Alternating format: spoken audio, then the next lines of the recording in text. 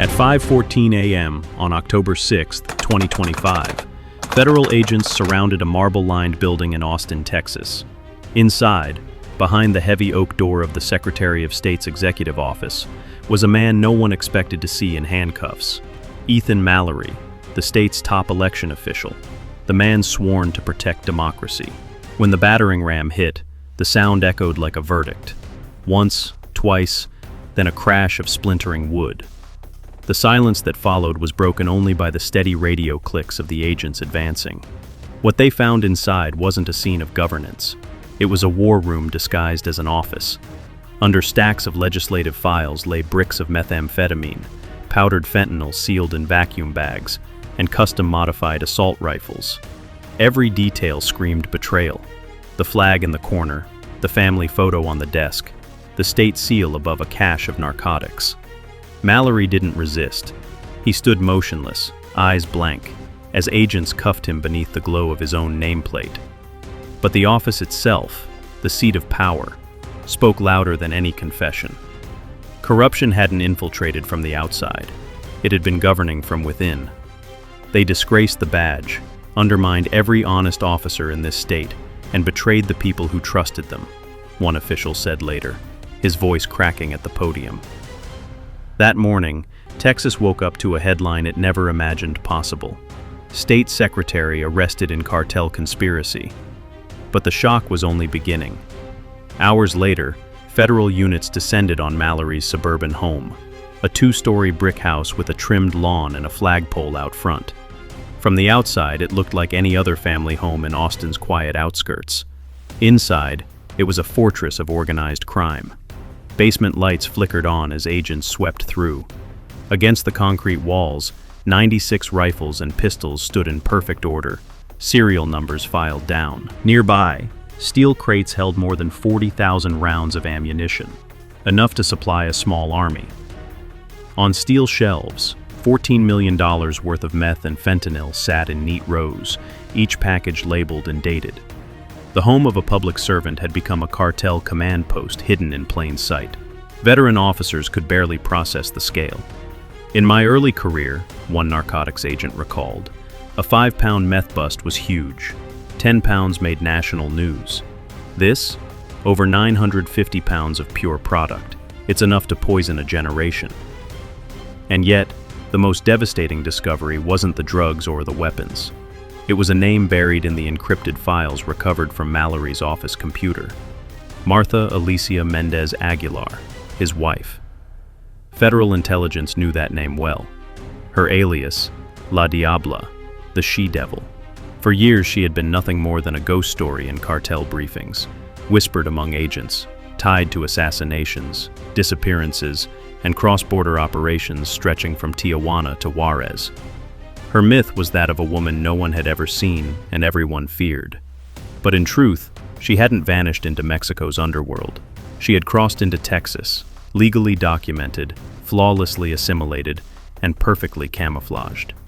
She hosted charity galas, signed state contracts, and appeared beside officials who never realized they were shaking hands with one of the deadliest cartel figures in the hemisphere. Behind every ribbon-cutting photo, behind every state dinner smile, La Diabla watched as her husband rose through the ranks, his office becoming her cover, his authority her shield. And now, with the basement exposed, the walls had finally cracked. The story wasn't about one corrupt official anymore. It was about how power, once infected, becomes indistinguishable from the crime it swore to destroy. Because when the agents carried out the last crate that morning, they realized something chilling. They hadn't raided a cartel's hideout. They had raided the government itself. He wasn't just an accomplice. He was the mechanism, the silent, bureaucratic engine that made her empire run like a state within a state. Under Ethan Mallory's official authority, northbound shipments of industrial-scale fentanyl and methamphetamine flowed into U.S. cities, invisible beneath the guise of interdepartmental state cargo. Government convoys, sealed manifests, department seals. Everything looked official. Everything was untouchable. And southbound, the trade reversed. Rifles, optics, tactical gear, and high-grade weapon components slipped across the border, hidden under state-issued permits and priority routing codes that only Mallory's office could authorize. This wasn't corruption anymore. It was integration, a cartel pipeline welded directly into a state logistics network, a two-way system built to operate indefinitely, sustained by bureaucracy itself. If that revelation makes your pulse rise, don't scroll past it. Hit like, because silence is what kept this machine running for years. And drop your city's name below. We'll trace whether this route passed through your hometown. By the next dawn, the arrest of Ethan Mallory was no longer a regional scandal. It had become a national ignition point.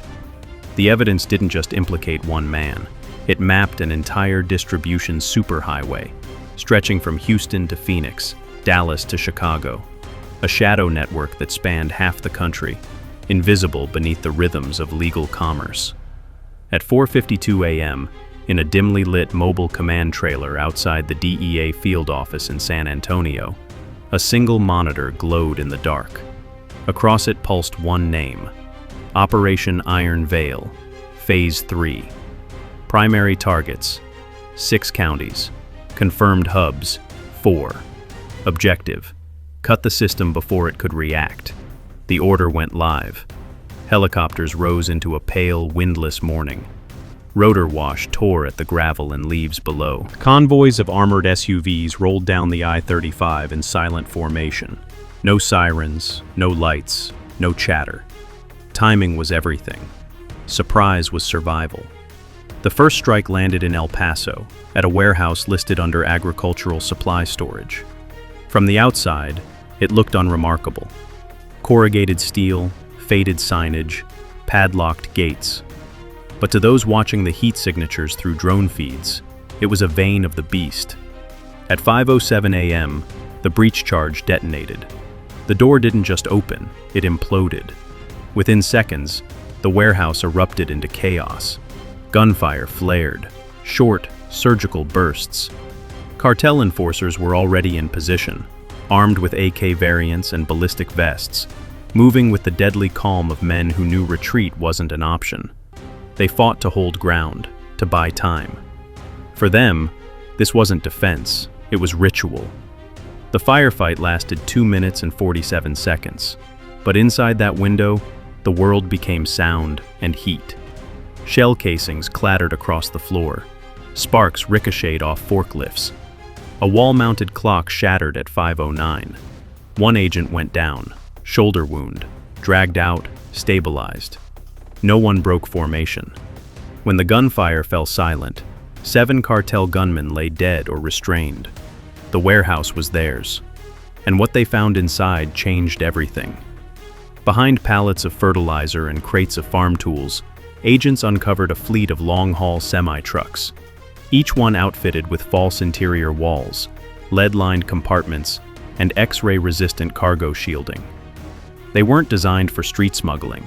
They were designed for industrial logistics, narcotics distribution on a national scale, a supply chain engineered with the precision of military transport. Then came the Laredo raid, the second strike, 2 hours later.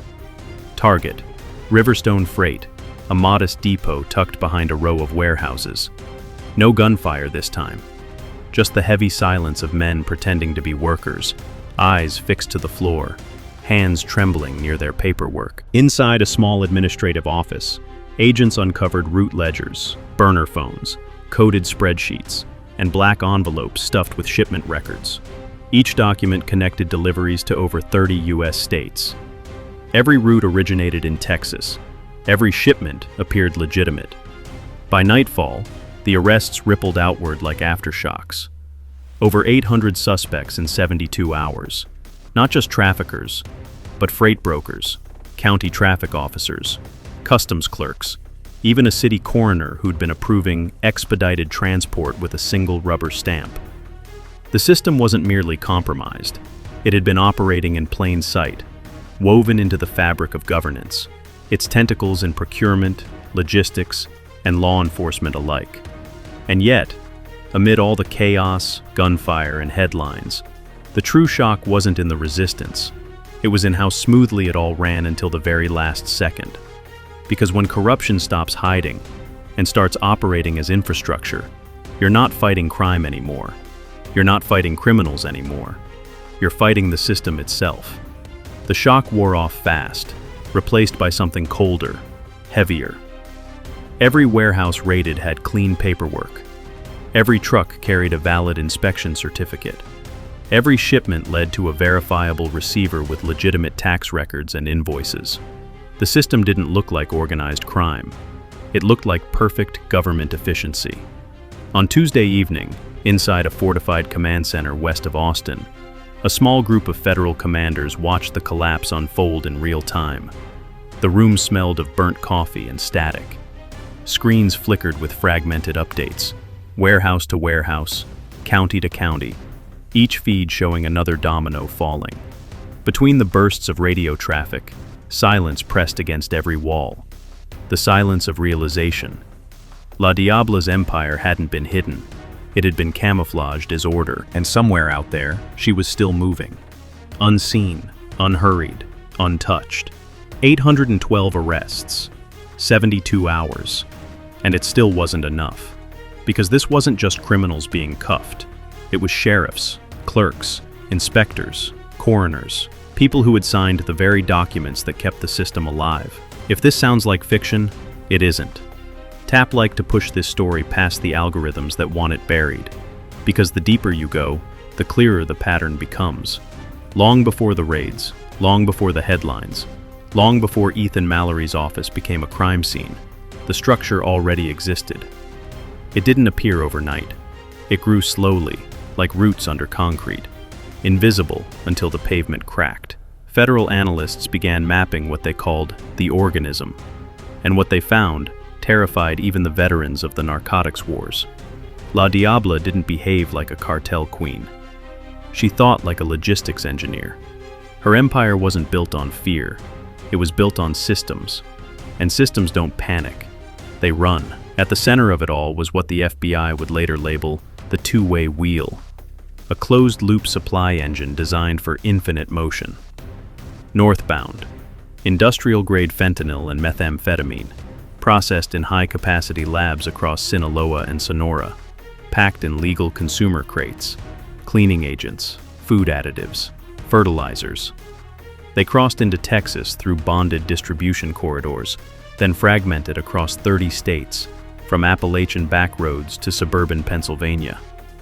Every box carried a handwritten numeric code, a pattern linking product, route, and projected yield. To the untrained eye, it was random scribbles.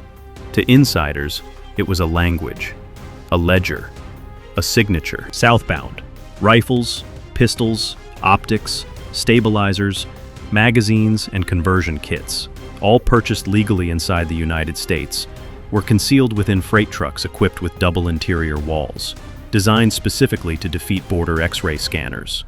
The trucks themselves were registered to legitimate brokerage firms with active state contracts, often transporting real goods alongside the contraband. Every signature was real, every permit valid, nothing illegal, on paper. The system didn't hide in shadows. It hid in paperwork. It spoke invoices. It carried state seals. Every level of the operation depended on cooperation from people who never realized they were part of it. A warehouse clerk who, accidentally, lost a tracking number. A weigh station officer who waved a truck through without scanning. A records assistant who expedited a freight document.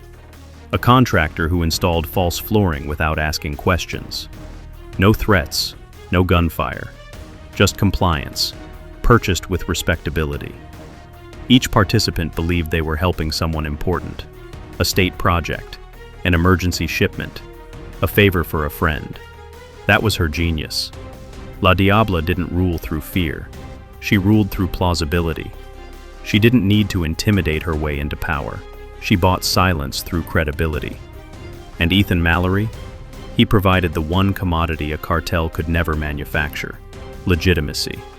With his clearance, shipments marked state interdepartmental transport bypassed scrutiny entirely. Courier routes skipped random inspections. Emergency transfers were given priority routing. Paperwork became armor. Marriage became strategy. But what terrified investigators most wasn't the volume of drugs, money, or weapons. It was the architecture, the precision, the engineering of survival. Every operational layer had a backup layer. Every route had an alternate. Every company had a shadow duplicate, ready to activate if the first was seized. This wasn't dependency, it was redundancy, meaning the network was built not just to function, but to endure discovery. By the time one channel was cut, another was already running parallel. Even with over 800 arrests, the blueprint itself remained alive, replicable, transferable, scalable. And that's when the question shifted. Not how did this happen, but how many more systems like this already exist? Because the threat was no longer one woman, one man, or one office. The threat was the machine they built. A machine that could be rebuilt anywhere, under any name, inside any institution, if the country failed to recognize the shape of its own corruption. And that was the real purpose of Operation Iron Veil. Not just to dismantle an empire, but to teach the nation how to see what had always been hiding in plain sight. In the days that followed Operation Twin Circle, Texas did not return to normal. The streets didn't quiet, the air didn't settle, and the headlines, they refused to fade. Because what had been uncovered wasn't a scandal, it was a reckoning. For decades, the public had been told that the threat lived elsewhere, at the border, out in the deserts, hiding in the shadows of distant highways. But this case shattered that illusion. The enemy hadn't crept in from outside. It had walked in through the front door, signed its name on official documents, and smiled for cameras at government banquets. For millions of Americans watching the story unfold, especially those old enough to remember when public service still meant something, the pain wasn't just fear. It was betrayal. Because trust isn't simply belief in government. It's belief in the idea that some lines cannot be crossed. And yet, those lines were crossed. Quietly, politely, with paperwork stamped, filed, and notarized. In town halls across the state, people asked the same haunting question. How does a cartel queen become the first lady of a state office? The answer was not cinematic. It was ordinary. No alarms, no sirens, just small permissions accumulating over time. A favor here, an unchecked transfer there, a policy exception just this once. Corruption doesn't roar, it whispers. And by the time you hear it, it's already inside the walls. The more investigators uncovered, the clearer the pattern became. The system hadn't collapsed, it had been used. The state's courier fleets, procurement channels, interdepartmental mail systems, the very tools designed to serve the people, had been repurposed to poison them. So now the question stretched far beyond Texas, beyond one office, beyond one marriage. If the mechanisms of power can be redirected so easily, who is really in control? If the symbols of authority can be worn like clothing, how do we recognize the enemy? And if those sworn to protect the public can become the doorway for harm, who guards the guardians? Lawmakers promised reform. Committees were formed. Oversight boards assembled. Policies rewritten. But paper does not rebuild trust. Trust is rebuilt in silence, in the moments between crises, when no one is watching. And across Texas, especially among the older generation who remember a different country, something fundamental changed. They no longer saw America as a fortress protected by distance, but as a home that must be protected from within. Because corruption didn't just break a law, it broke a promise. And promises, once broken, don't mend. They must be rebuilt. Now the question remains, hanging over every courthouse, every office, every flagpole in the state. Will we rebuild stronger, wiser, more vigilant? Or will we forget until the next empire grows in silence? The answer will not come from government officials. It will come from citizens who choose to pay attention. Because the story of Ethan Mallory and La Diabla is not just a case. It's not just another headline to fade with the next news cycle. It's a mirror, showing us what happens when we stop looking. Power is only as trustworthy as the people who hold it. Even the strongest walls can be breached from the inside if no one is watching the doors. For years, Americans were told that danger lived far away, across borders, in places most would never see. But the truth was quieter, closer, more familiar. It wore a suit, it signed contracts, it cut ribbons and smiled in photographs. Corruption didn't arrive with noise, it arrived politely. And that is why this story matters. Because a nation is not protected by laws alone. It is protected by those who refuse to look away. By citizens who ask questions, who stay awake, who speak when others stay silent. The agents who led these raids did more than seize drugs and weapons. They confronted the illusion that authority is always righteous, that uniforms cannot be bought, that offices cannot be corrupted. They stood in the place where trust had collapsed and began to rebuild it. But that responsibility doesn't end with them. It continues with us. So I'll ask you directly, if you believe the truth still matters, if you believe corruption must be exposed, if you believe this country is worth protecting from the inside out, then say something. Tap like, not for the algorithm, but for the message. Share this story. Stay awake. Speak up. Because empires don't fall in daylight. They fall in silence. And silence, in the end, is a choice. So choose to stay awake.